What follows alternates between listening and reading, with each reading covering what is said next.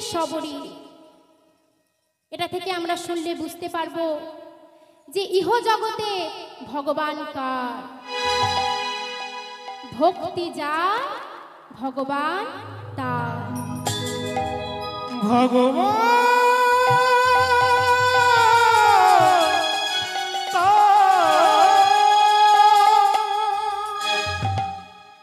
ভক্তি যার কাছে নেই, ভগবানও যে তার কাছে নেই।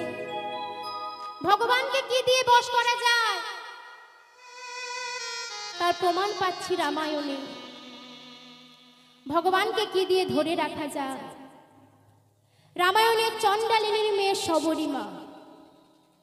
শবরীর এত দুঃখ, এত কষ্ট। মাত্র 5 বছর বয়সে তার বাবা মা তাকে ছেড়ে ইহলোক থেকে পরলোকে গমন করল। ওইটুকু ছোট মেয়েটা ভালো করে পৃথিবীর আলোটাও দেখতে পেল না। তখন শবরী কেঁদে কেঁদে বলছে, দয়াময়, তুমি আমার কাছ থেকে আমার মাকে কেড়ে নিলে। দয়াময়, তুমি আমার কাছ থেকে আমার বাবাকে কেড়ে নিলে। তুমি আমায় অনাথ করে দিলে। দয়াময়। শবরী কেঁদে কেঁদে বলছে, তবে শুনেছি যে এই পৃথিবীতে যার কেউ নাই তার তুমি আছো। মাগো, নিজেকে কখনো একা ভাববেন না। সবসময় জানবেন যত কঠিন পরিস্থিতি আসুক না কেন আপনার সঙ্গে কেউ আছে। সে হলো বিপদ ভঞ্জন মধুসূদন। মাগো, মা হারানোর যে কি যন্ত্রণা সেটা একমাত্র যার মানি সেই বলতে পারবে। ইহ জগতে যদি আপনাকে কেউ ভালোবাসে তাহলে সে স্বার্থ নিয়েই ভালোবাসবে। কেউ যদি স্বার্থ ছাড়া ভালোবাসে সে হলো একমাত্র আমাদের মা। মায়ের ভালোবাসায় কোনো স্বার্থ থাকে না। শবরী বলছে, দয়াময়, শুনেছি নাকি রাস্তার কাঙাল না হলে তোমাকে পাওয়া যায় না। যখন তুমি আমায় রাস্তার কাঙাল করেই দিলে দয়াময়, আমিও মনে মনে প্রতিজ্ঞা করলাম আজ থেকে যতদিন বাঁচব বৈষ্ণবের চরণ দুটো সেবা করব। আজ থেকে যতদিন বাঁচব বৈষ্ণবের চরণ দুটো জড়িয়ে ধরে কাঁদব। আর ভালো যদি বাঁচতেই হয় একজনকেই ভালোবাসব, সেটা হলো প্রভু রামচন্দ্র। বাবা, শবরীর ধৈর্যটা একবার দেখুন। ইহ জগতে আমরা কারো জন্য দুদিনও অপেক্ষা করতে পারি না। পারি মা? আমরা অধৈর্য হয়ে পড়ি। আর শবরী সেই রাম রাম রাম রাম করতে করতে আজ তার এত বয়স হয়ে গেল যে তাকে হাঁটতে হলে একটা লাঠি ধরতে হয়। ভালো করে চলতে পারে না মা, বৃদ্ধ হয়েছে তো। দেখবেন না, আমরা যদি দেখি যে কেউ আমাদের সামনে কোনো বয়স্ক মানুষ লাঠি নিয়ে যাচ্ছে, তখন আমরা তাকে ঠাট্টা করে বলি, বুড়ো হয়ে গেছে লাঠি নিয়ে যাচ্ছে। মাগো, আমরাও যে ভুলে যাই আমাদেরও একদিন এই দিন আসবে, আমাদেরও যে লাঠি ধরতে হবে। শবরীর এত বয়স হয়ে গেল, শবরী ভালো করে হাঁটতে পারে না। শবরী একটা বনের মধ্যে থাকে, সেই বনটার নাম হচ্ছে পঞ্চবটির বন। পঞ্চবটির বনের মধ্যে থাকে মা। একদিন খেতে পায়, একদিন খেতে পায় না। একদিন অন্ন জোটে, একদিন অন্ন জোটে না। ওই পঞ্চবটির বনে তালপাতার কুড়ে ঘরে শবরী বসে আছে। সংসার করেনি শুধুমাত্র প্রভু রামচন্দ্রকে দেখবে বলে। সবরে কেঁদে কেঁদে বলছে, দয়াময়, শুনেছি নাকি ডাকার মতো ডাকলে পরে ভগবান আসে। তবে কি আমার ডাকটা ডাকার মতো হয়নি দয়াময়? তবে কি আমি তোমায় ডাকতে পারলাম না দয়াময়? তবে কি আমার ডাকার মধ্যে কোনো ভক্তি ছিল না দয়াময়? সবরে পঞ্চবটির বনে কেঁদে কেঁদে ভগবানকে বলছে, দয়াময়, আমার ডাকার মধ্যে কি কোনো ভক্তি ছিল না দয়াময়? পঞ্চবটির পাতায় পাতায় প্রভু তোমার নামটি লেখা, তুমি আবার কবে আসবে হরে, কবে দেবে দেখা? পঞ্চবটী বনে ঠাকুর কবে দেবে দেখা, তবে তুমি আসবে ঠাকুর কবে দেবে দেখা। পঞ্চবটির পাতায় পাতায় প্রভু তোমার নামটি লেখা, তুমি আবার কবে আসবে হরে, কবে দেবে দেখা?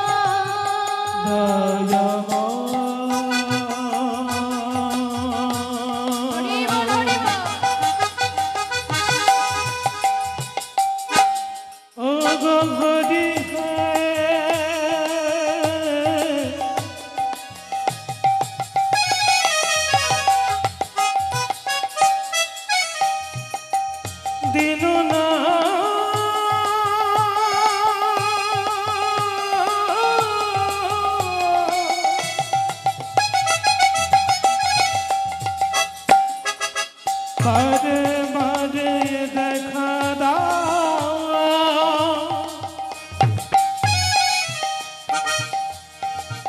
ও গো ঠাকুর আমার কবে বাবু দেখা,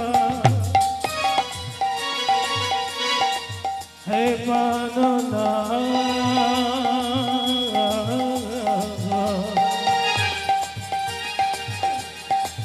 দাও দাও দেখা দাও।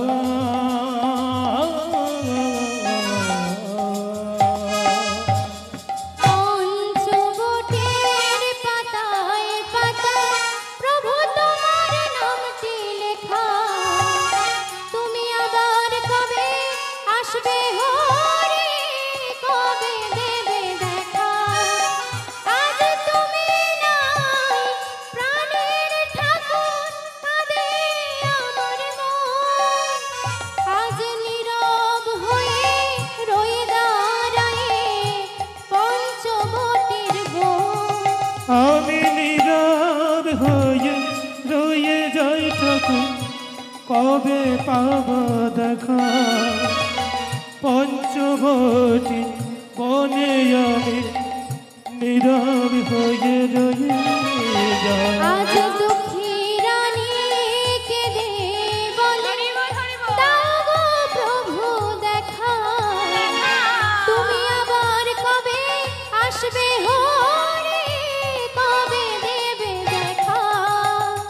পঞ্চবটির পাতায় পাতায় প্রভু তোমার নামটি লেখা, বলি কবে তুমি আসবে হেতায়, কবে পাবো দেখা? দেখা দাও,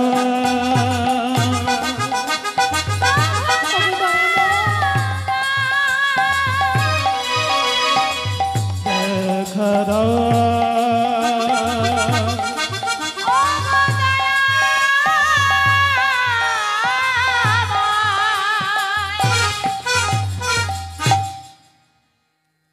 সবরে সেই তাল পাতার কুড়ে ঘরে আজ বসে বসে কাঁদছে। ওমা, প্রভু রামচন্দ্র সবরীকে দেখা দিয়েছিল কবে না, যেদিন রাবণ সীতামাকে হরণ করে নিয়ে গেল। প্রভু রামচন্দ্র পঞ্চবটির বনে হা সীতা করে মা সীতাকে খুঁজছিল। এখানে একটা কথা মা, রামচন্দ্র তো ভগবান, তা যিনি ভগবান তিনি জানবেন না যে আমার সীতা কোথায় আছে? রামচন্দ্র তো জানে যে সীতাকে রাবণ হরণ করে নিয়ে গেছে, কিন্তু এটা লীলা করছে। সীতাকে খোঁজার ছলনা করে রামচন্দ্র পঞ্চবটির বনে প্রবেশ করেছে। রামচন্দ্র তো জানে যে পঞ্চবটির বনে আমার ভক্ত আমার জন্য অপেক্ষা করছে। রামচন্দ্র পঞ্চবটির বনে প্রবেশ করেছে।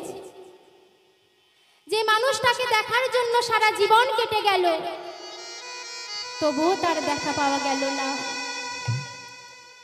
যে মানুষটাকে দেখার জন্য রাম রাম রাম রাম করে সারা জীবন কেটে গেল, তবুও যে তার দেখা পাওয়া গেল না। আজ যদি জীবনের শেষ মুহূর্তে এসে আমরা দেখা পাই, আমাদের কিরকম আনন্দ হবে মা? সবরই এত আনন্দ হয়েছে যে প্রভুকে দেখা মাত্র কোথায় বসতে জায়গা দেবে খুঁজে পাচ্ছে না। প্রভুর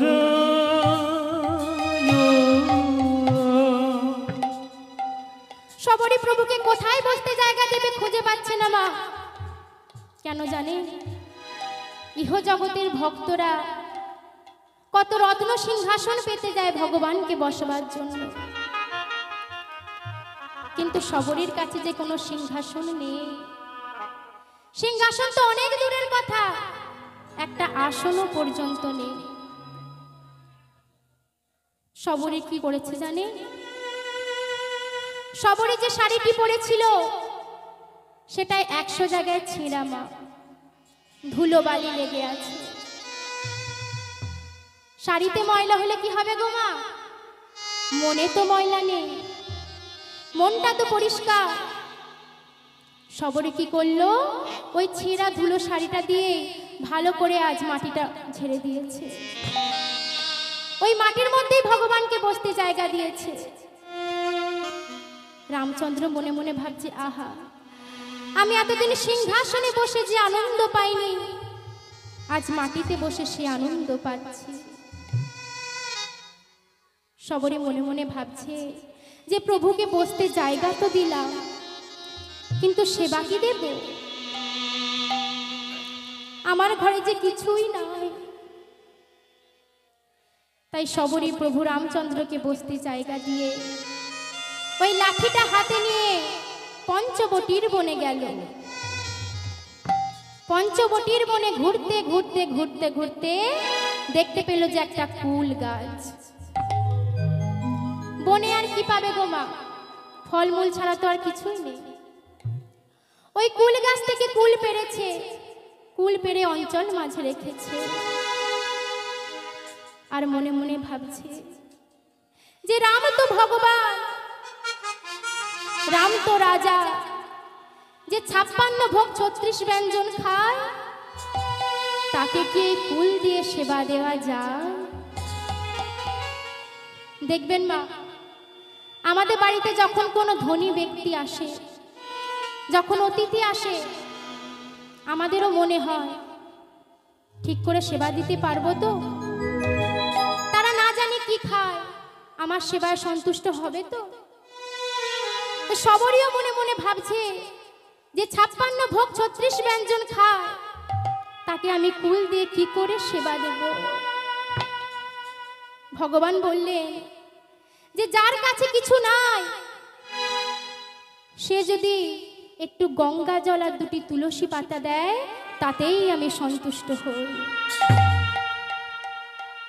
কিন্তু সবরী বলছে, দয়াময়, তোমাকে দেবার মতো তুলসী পাতা গঙ্গা জল যে আমার কাছে নেই দয়াময়। আমার কাছে যা আছে আমি তাই দেব। সবরী ওই কুলগুলোকে নিয়ে চলেছে। তুমি ফোঁটাও বলে ফুটি গো দয়া, ঝরাও বলে ঝরে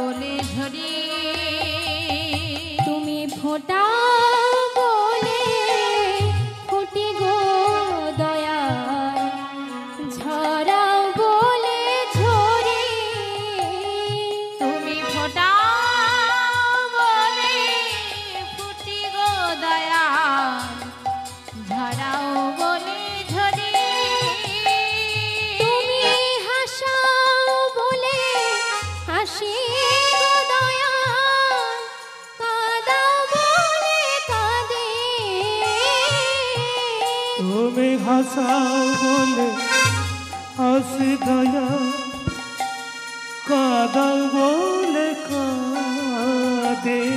তুমি হাসাও বলে হাসি গো দয়াল, কাঁদাও বলে কাঁদে।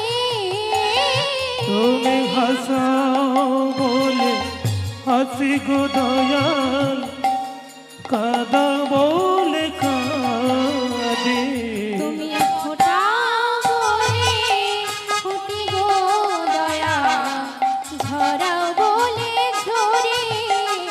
তুমি ফোটাও বলে ফুটি গো দয়াল, ঝরাও বলে ঝরে। সবরই ওই কুলগুলোকে নিয়ে চলেছে মা।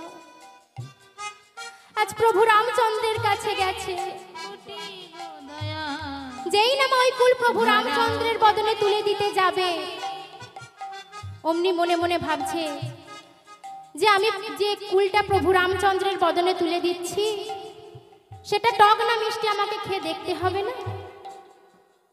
হায় রে মাগো, আমরাও তো কত ভগবানকে সেবা দিই, একটা থালার মধ্যে এত ফল কেটে দিয়ে দিলাম।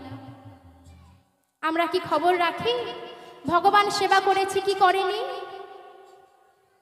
ভগবান তো খায় না, আমরা কোনো খবরই রাখি না। সবরই একটা করে কুল খাচ্ছে, যেটা মিষ্টি সেটা রামচন্দ্রের বদনে তুলে দিচ্ছে। তখন প্রভু রামচন্দ্র মনে মনে ভাবছে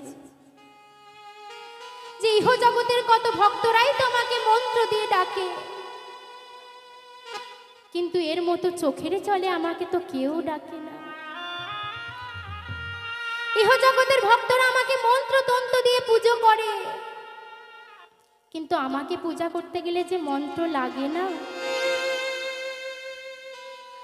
সবরে এটো কুল খাচ্ছে প্রভু, মনে মনে ভাবছে যে আমি এতদিন রাজভোগ খেয়ে যে সুখ পাই না, আজ সবরের এঠো কুল খেয়ে আমি সে সুখ পেয়েছি। তখন মা রামের পাশেই ছিল লক্ষ্মণ। লক্ষ্মণ বলছে, দাদা এ কি করছো? ছি ছি, তুমি রাম হয়ে ওই নিচু জাতের মেয়ের থেকে একটু কুল খাচ্ছ, ওটা ফেলে দাও, আমি তোমাকে ভালো কুল এনে দেব। তখন রাম বলছে, ভাই রে, তুই ওর জাতটাই দেখলি ভাই, ওর অন্তরের ভক্তিটা দেখলি না?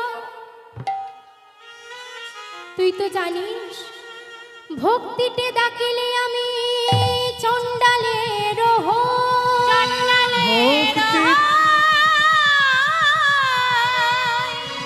আর অভক্তিতে ডাকিলে আমি ব্রাহ্মণের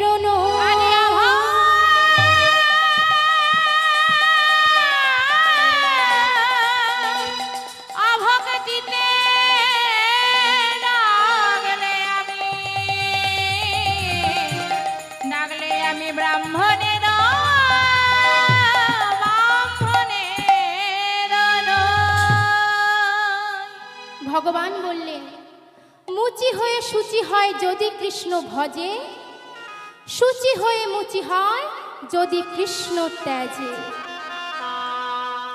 তাহলে আমরা এটা থেকে জানতে পারলাম যে ভক্তি দিয়ে ডাকলে ভগবান নিশ্চয়ই আসে।